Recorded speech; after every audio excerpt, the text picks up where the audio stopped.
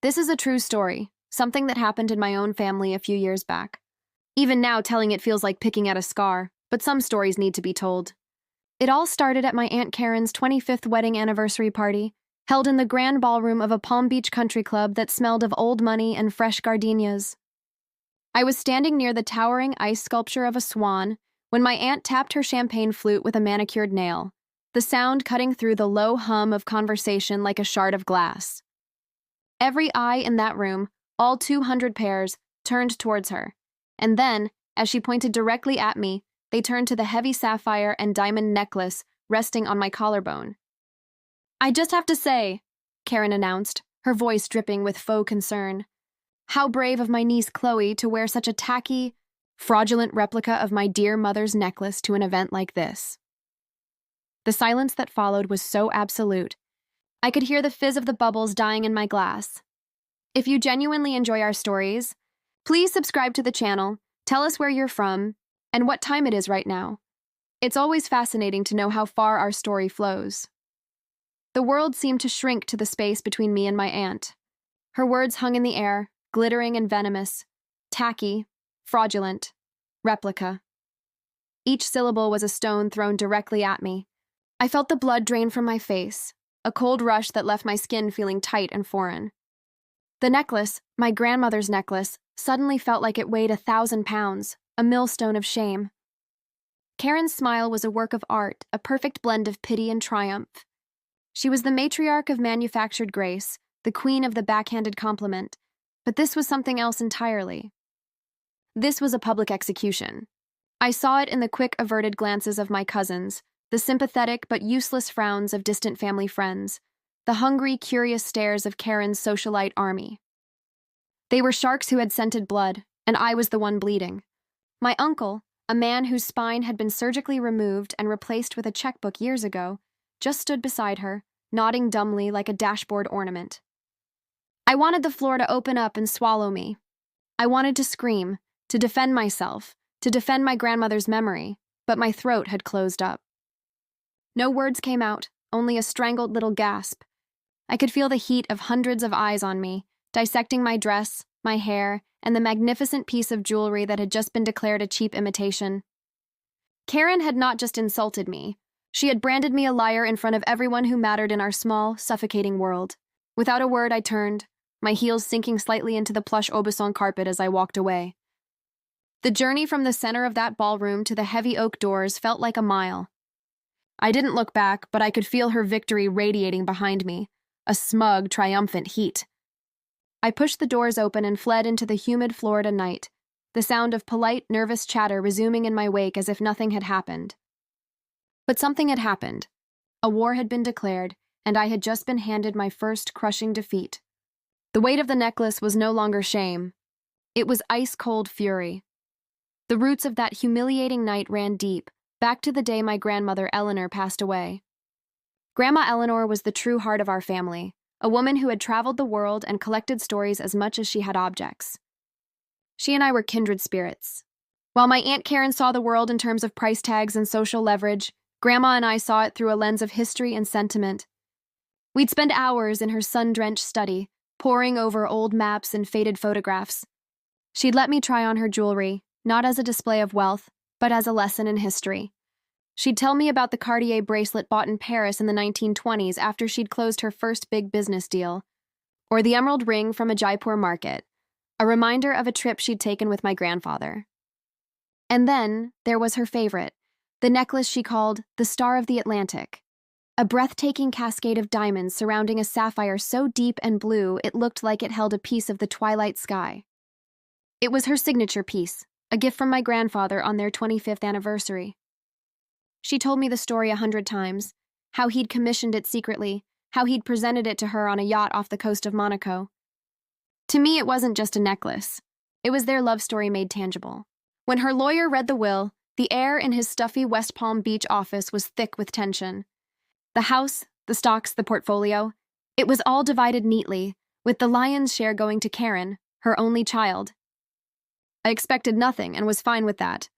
But then the lawyer cleared his throat and read the final codicil.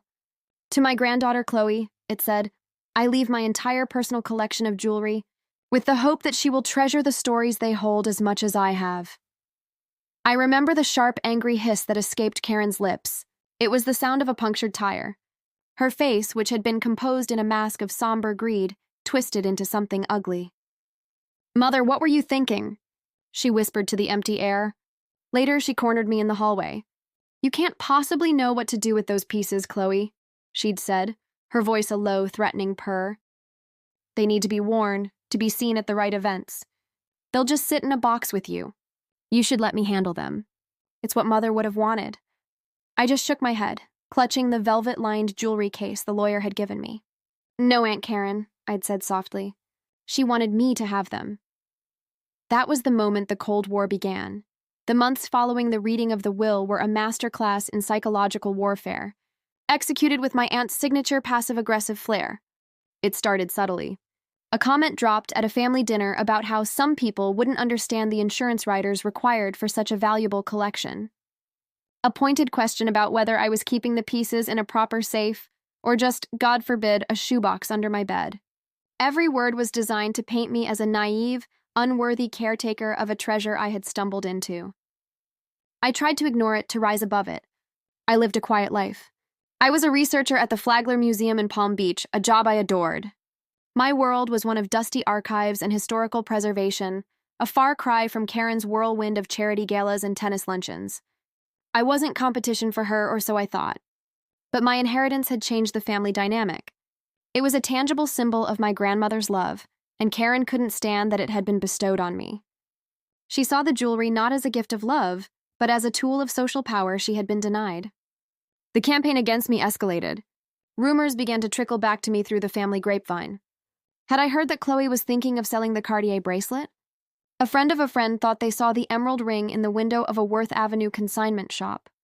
Each lie was a careful, calculated cut, designed to isolate me and erode my credibility.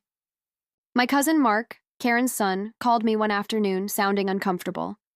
"Mom's just worried, Chloe," he'd said, clearly parroting a line he'd been fed. "She thinks you're in some kind of financial trouble and you're too proud to ask for help." The insinuation was infuriating.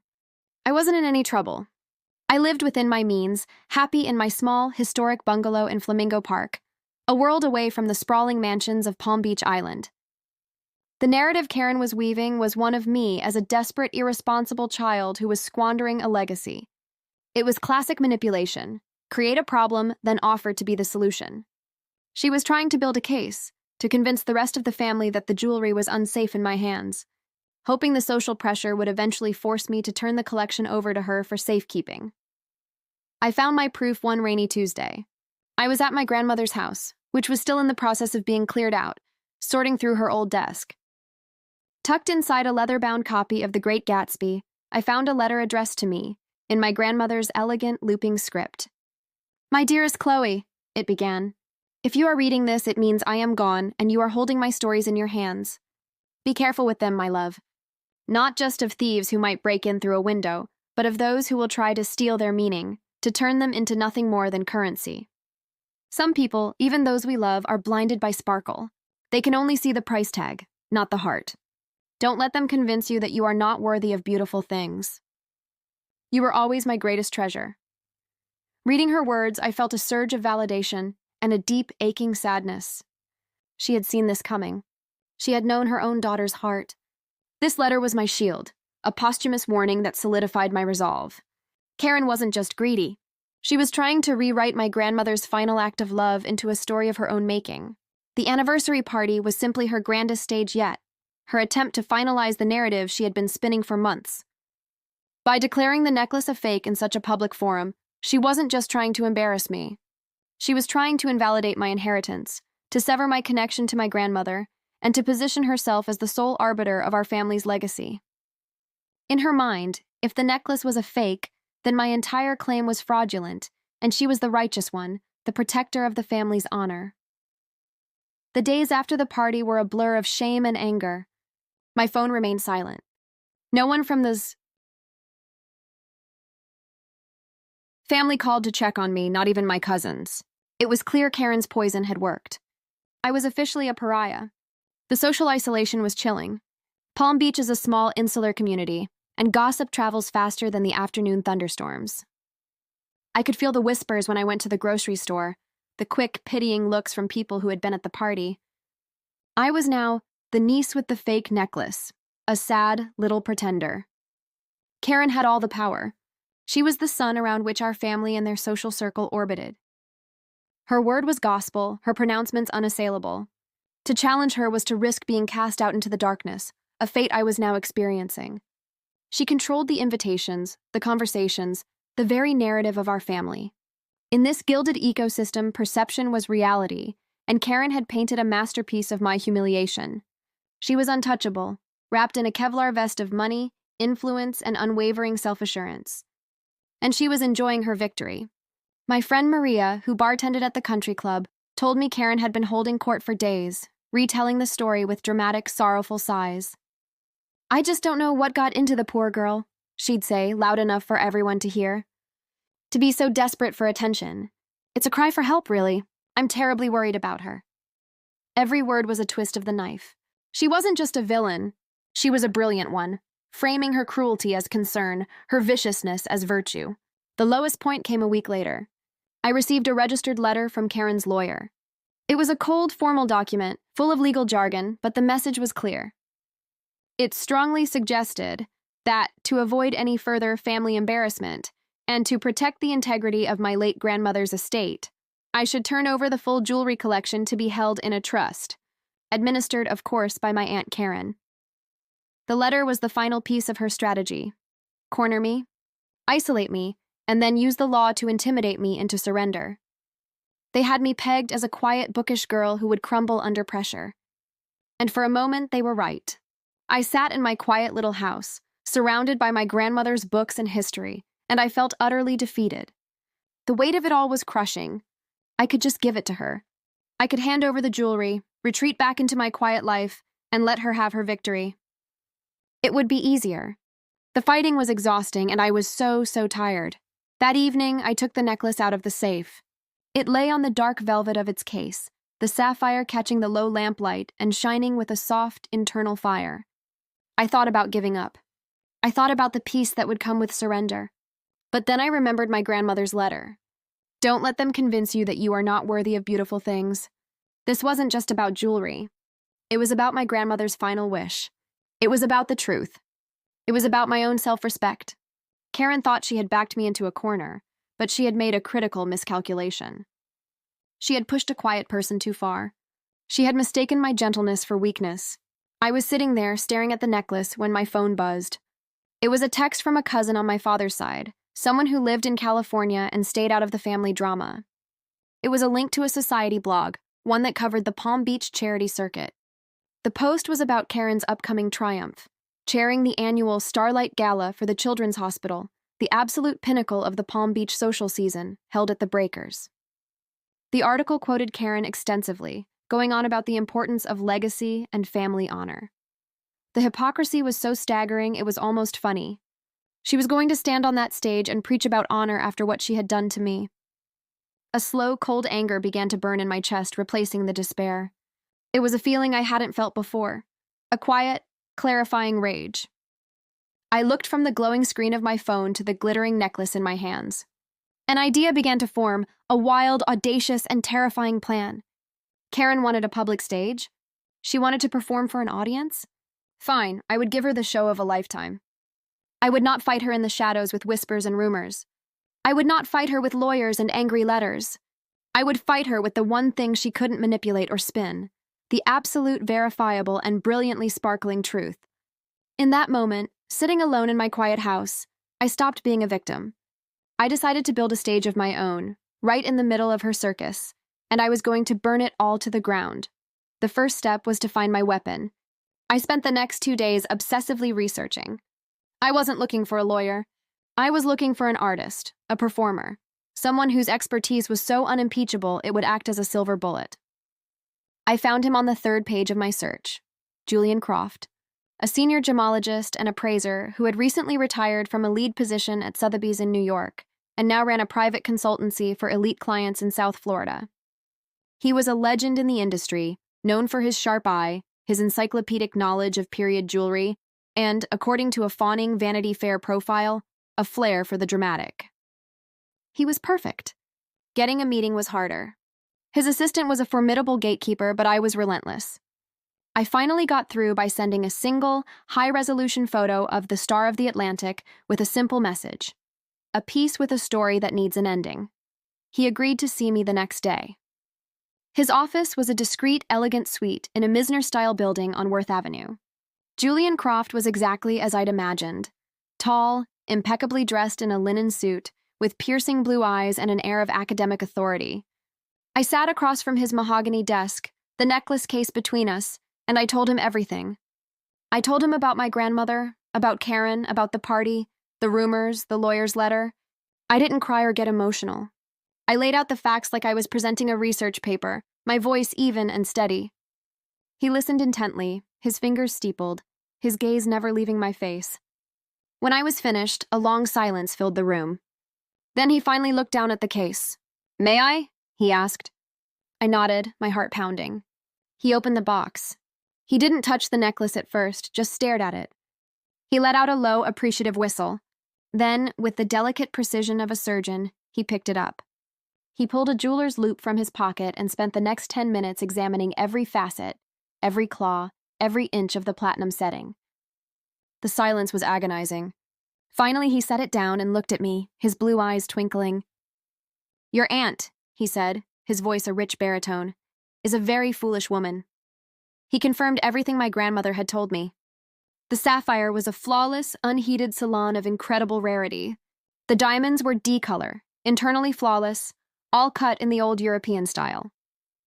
He pointed out the nearly invisible maker's mark for Cartier and dated the piece to the late 1940s. "This isn't just a piece of jewelry.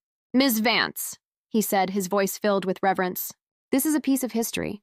Its value is substantial." He named a figure that made the air leave my lungs.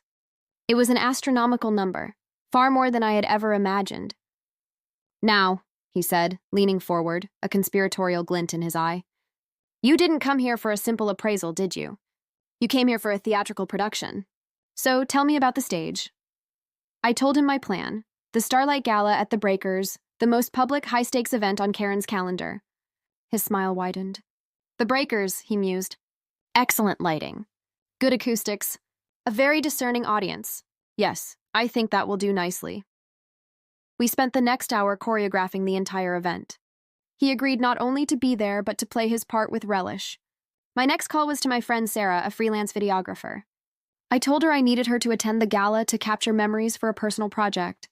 She knew about Karen and immediately understood her true assignment without my having to spell it out. The final piece was tipping off the right people. I sent an anonymous email to the editor of the Shiny Sheet, Palm Beach's premier society paper, hinting that a surprise announcement involving a historically significant piece of jewelry was set to be the talk of the Starlight Gala. With all the pieces in place, I did the one thing Karen would be expecting. I went online and bought a single ticket to the gala. I knew the moment my name appeared on the guest list, she would be notified. Let her think I was coming to grovel. Let her feel smug and secure in her power. An architect of her own downfall, she was happily laying the foundation for her own public demolition. The night of the Starlight Gala, the air in Palm Beach was thick with humidity and anticipation. Pulling up to the Breakers felt like arriving at a palace from a bygone era. The long, majestic drive was lined with royal palms, and the Italian Renaissance-style facade was lit up in a soft, golden glow. This was my aunt's kingdom, the ultimate stage for her social reign. I felt a tremor of fear, a last-minute urge to turn the car around and flee back to my quiet, safe life. But then I touched the necklace, which was cool against my skin beneath my dress. It was more than a piece of jewelry tonight. It was armor. I had chosen my dress with care. A simple, elegant, deep blue silk gown that would complement the sapphire without competing with it. My hair was swept up, leaving my neck and the necklace as the undeniable focal point. I was not there to hide. I walked into the Venetian ballroom and the scene was overwhelming. The cavernous room was a sea of couture gowns, glittering diamonds, and surgically perfected faces. Chandeliers dripped from the frescoed ceiling, and the air buzzed with the sound of 1,000 conversations. I immediately spotted Karen near the stage, holding court like a queen. She was wearing a blood-red dress, a beacon of power and attention. She saw me the moment I walked in. Her eyes narrowed, and a slow, cruel smile spread across her lips. She thought I was a lamb walking into the lion's den. Perfect. I found my table, where Julian Croft and Sarah were already seated. Julian looked dashing in a classic tuxedo, and Sarah had her professional-grade camera on the table, disguised as a high-end personal camera. "Showtime," Julian whispered to me with a reassuring wink. We made small talk through the dinner service, my stomach twisting in knots. I could barely eat. I could feel Karen's eyes on me from across the room throughout the evening, a heavy, judgmental weight. She was enjoying this, savoring my presence as a testament to her victory. She thought I was here to witness her triumph. The live auction began. People were bidding tens of thousands of dollars on luxury vacations and private yacht trips. Karen was in her element, taking the stage between items to charm the audience and encourage higher bids. She was radiant, confident, and utterly in control. This was the peak of her power. We waited as planned for the auction to conclude. The auctioneer was thanking everyone for their generosity when I stood up. I made my way towards the stage, my heart hammering against my ribs. This was it. A staff member with a headset tried to intercept me, but I just smiled and said, "Mrs. Thorne is expecting me. I'm making a surprise donation." The lie worked. He nodded and let me pass. I walked up the small set of stairs to the stage, and the spotlight swung to follow me. The entire ballroom fell silent. I could see Karen's face, her smile faltering, replaced by a look of stunned confusion. She had no idea what was happening. I reached the podium and took the microphone. My hands were shaking, but I gripped the sides of the lectern to steady them. "Good evening," I began, my voice clearer and stronger than I expected. "My name is Chloe Vance. My aunt, Karen Thorne, has done such a wonderful job organizing this beautiful event for a cause that was very dear to my grandmother, Eleanor." I paused, letting the name hang in the air. My grandmother taught me that the most valuable things in life are charity, family, and truth. I saw Karen's expression shift from confusion to alarm. She started to walk toward me, a tight, warning smile plastered on her face, but she was too late. "In that spirit of truth," I continued, my voice ringing through the silent ballroom, "I want to address some unfortunate rumors that have been circulating about the piece of my grandmother's jewelry I am wearing tonight." A collective gasp went through the crowd. This was better than the auction. This was real drama. There has been some question as to its authenticity, so I decided to put those questions to rest, once and for all, in the most transparent way possible. As if on cue, Julian Croft rose from his table and began walking toward the stage. A murmur rippled through the audience as people recognized him. He was a celebrity in this world. Karen froze. The color drained from her face. She looked like a statue, her mask of social grace cracking before everyone's eyes. This was not in her script. This was a hostile takeover of her reality. Julian joined me on stage, carrying a small, professional-looking case. He gave a polite nod to the stunned crowd. "Julian Croft," I said into the microphone, "formerly of Sotheby's. I've asked him to provide an expert appraisal for us tonight." I turned to him and with steady hands, unclasped the necklace and handed it to him. The spotlight followed the jewelry. Sarah was on her feet, her camera lens focused, capturing every devastating second. The silence in the Venetian ballroom was absolute, a thick, heavy blanket of anticipation. Every guest, from the old money Palm Beach doyens to the new money tech moguls, was frozen, their attention utterly captivated by the drama unfolding on stage. They had come for a charity auction, but they were being treated to a public execution, and the spectacle was irresistible. Julian took the necklace and handled it with the reverence of a museum curator handling a priceless artifact. He placed it on a black velvet cloth he'd laid on the lectern, the diamonds and sapphire exploding with light under the intense theatrical spotlight. Sarah's camera was zoomed in tight, and I knew the live feed was being projected onto the two massive screens flanking the stage. There was no hiding. "What we have here," Julian began, his voice amplified by the microphone, resonating with calm authority, "is a truly magnificent example of mid-century high jewelry from the House of Cartier." He picked up his loupe, the small magnifying glass becoming an instrument of judgment. The central stone is a natural, unheated Ceylon sapphire of approximately 50 carats. Note the deep, velvety cornflower blue, a color that is exceedingly rare in a stone of this size and clarity. He moved his examination to the diamonds. The surround is comprised of over 100 carats of old European-cut diamonds, all of them D-color, the highest color grade, and internally flawless. He paused, letting the weight of his words sink in. He wasn't just describing a piece of jewelry. He was dismantling a lie, stone by precious stone. I risked a glance at Karen. She stood motionless a few feet away, her face a ghastly shade of white that clashed with her garish red dress. Her mouth was slightly open, her eyes wide with a look of pure, unadulterated horror. She was trapped. If she tried to stop the appraisal, she would look guilty. If she let it continue, her lie would be exposed. She had no moves left. She had been so certain of her power, so confident in her stage, that she never imagined someone would dare to burn down the theater during her performance. Julian continued, his tone shifting from academic to appreciative. The craftsmanship is, of course, impeccable. This piece was commissioned in 1948, and it represents the pinnacle of post-war Parisian design. It is not just a necklace. It is a work of art, a piece of history. He put down his loupe and looked directly out at the audience, his gaze sweeping across the hundreds of spellbound faces. Then he delivered the killing blow. In my professional opinion, anyone who would look at this masterpiece and declare it to be a fake, a replica or tacky, he said, his voice laced with just a hint of theatrical disdain, is either profoundly ignorant of gemology or is a malicious, calculating liar. The word hung in the air. Liar. It echoed in the cavernous room. The silence was shattered by a sudden wave of whispers, a sibilant rush of sound as 200 people all turned their heads to stare directly at one person, Aunt Karen. It was a physical force, the collective judgment of her entire peer group. Her friends, her rivals, the people she had spent a lifetime trying to impress. They were all looking at her with a mixture of shock, pity, and contempt. Her social standing, the thing she valued above all else, was evaporating under the heat of 1,000 lights and 1,000 stares. She didn't say a word.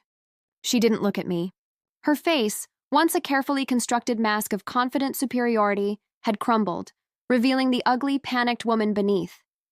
With a strangled sob that was barely audible but visible to everyone, she turned. Her movements were stiff, robotic. She walked off the stage, not down the stairs, but stumbling off the side. She pushed through the back curtain and was gone. She had vanished from her own party, from the crowning achievement of her social career. She had simply disappeared. On stage, the whispers in the ballroom began to swell into a loud, excited buzz. Julian Croft, the consummate showman, picked up the necklace, let it catch the light one last time, and then with a small, respectful bow, fastened it back around my neck.